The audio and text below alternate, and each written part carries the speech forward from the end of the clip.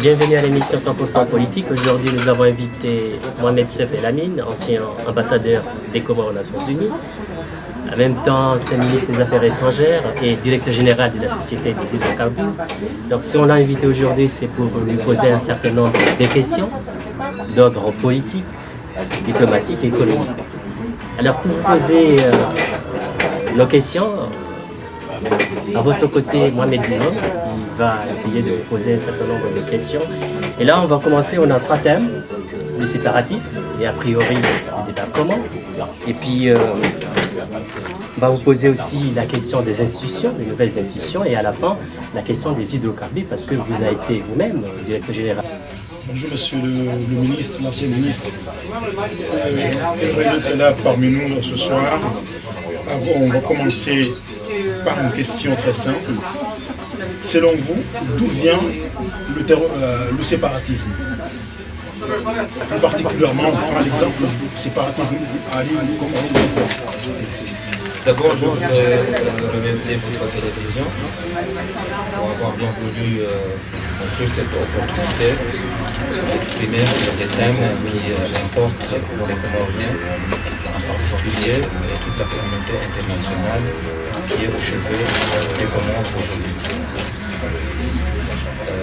C'est une question très pertinente qui nécessite certainement des réponses profondes. Mais je crois qu'avant de parler de séparatisme, c'est-à-dire parce que quand on parle de séparatisme, on parle de ce qui nous sépare avec les autres. Donc il serait peut-être mieux de parler d'abord de ce qui nous lie avec les autres. Par l'histoire, la géographie. Donc s'agissant de l'histoire, vous savez très bien que les Comoriens constituent un seul peuple, unique et indivisible. Un seul peuple, dans la mesure où le peuplement des Comores s'est fait à partir des éléments qui sont venus soit du continent africain, soit de l'Asie. L'Asie, plus particulièrement de la région arabo-persique. Donc, les Comoriens ont une descendance du Yémen et du sultanat d'Oman, et puis des éléments qui sont venus de la région de la région persane de l'Asie. Donc tout se trouve l'Iran aujourd'hui. Et puis nous avons également les Indiens. Les Indiens qui sont aux Comores aujourd'hui font partie intégrante de la communauté comorienne. Donc les Indiens sont venus directement de l'Inde, de par de génération en génération. Et du côté africain, nous avons des éléments qui sont venus soit de la côte directe, je parlais de Mombasa par exemple, de la Tanzanie, mais plus particulièrement ce sont des Comoriens d'origine bantou qui sont venus de la région Makua, qui est une région au nord de Mozambique. Et puis nous avons également les Malayo-Polynésiens qui sont venus à travers Madagascar, donc d'origine malaisienne, indonésienne, et qui sont venus à travers Madagascar. Mais le plus important, c'est qu'aujourd'hui, il n'y a pas, au sein de cette communauté, il y a eu un métissage, il y a eu des alliances, il y a eu des mariages. Donc on ne peut pas distinguer aujourd'hui et dire que bon, tel est arabe, tel est africain, tel est asiatique, tel est... Non. De par ce métissage, de par ces alliances, donc je crois que nous avons réussi à avoir un seul peuple. Contrairement à beaucoup de pays, que ce soit au niveau de l'Afrique, si vous prenez le cas d'un pays comme la Côte d'Ivoire, aujourd'hui, ou bien le Ghana, vous avez beaucoup d'ethnies et que ces ethnies n'arrivent pas à communiquer entre elles, et que ces ethnies ne partagent pas les mêmes cultures, les mêmes traditions, les mêmes valeurs.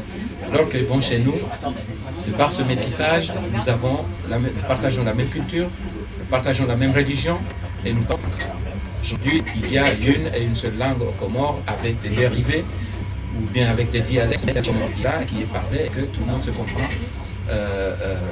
D'où il vient, les Mohéliens, les Mahorais, les Anjouanais et les Grands Comoriens et les Comoriens de la diaspora, ils se comprennent sans difficulté aucune. Ça c'est le côté géographique. Donc s'agissant de l'histoire, vous savez très bien que les Comoriens constituent un seul peuple, unique et indivisible.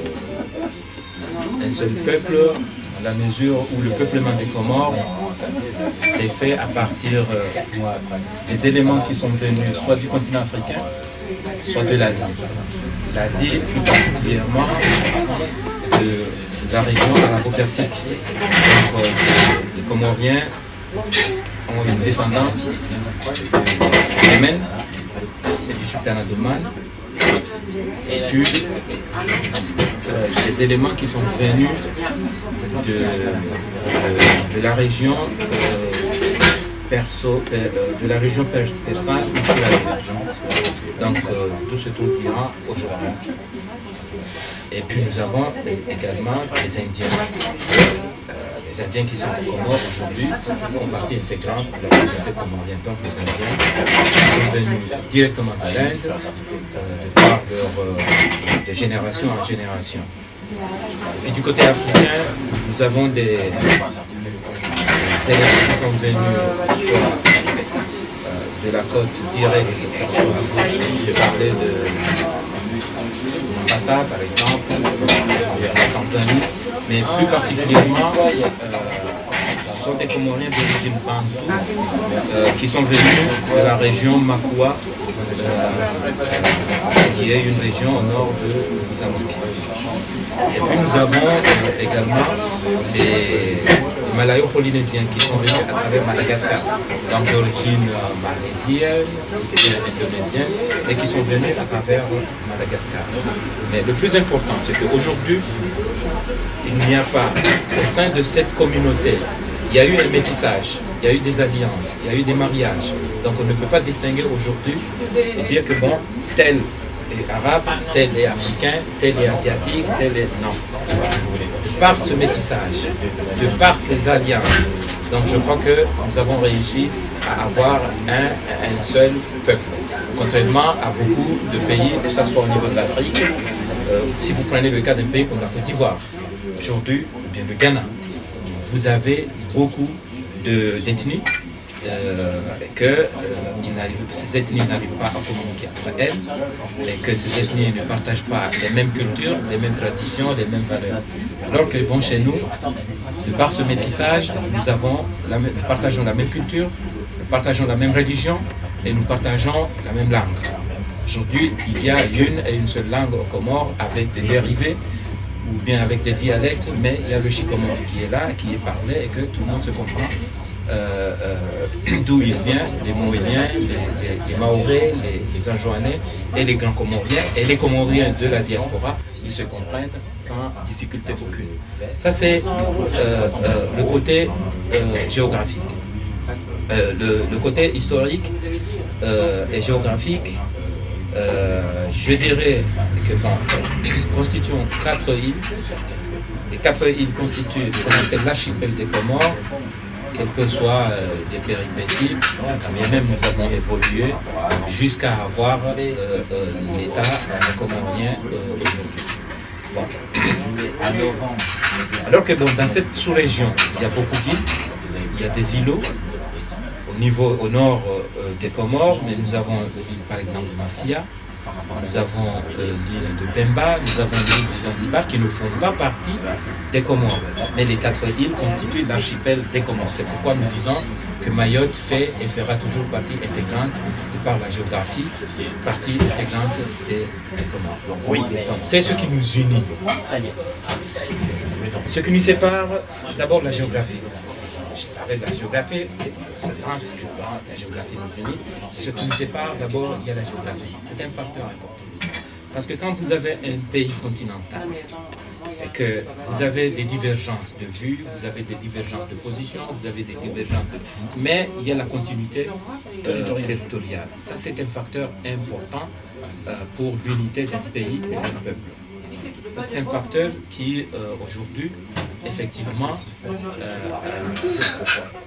ne facilite pas l'intégration des Comores, ne facilite pas l'unité des Comoriens et de l'archipel des Comores.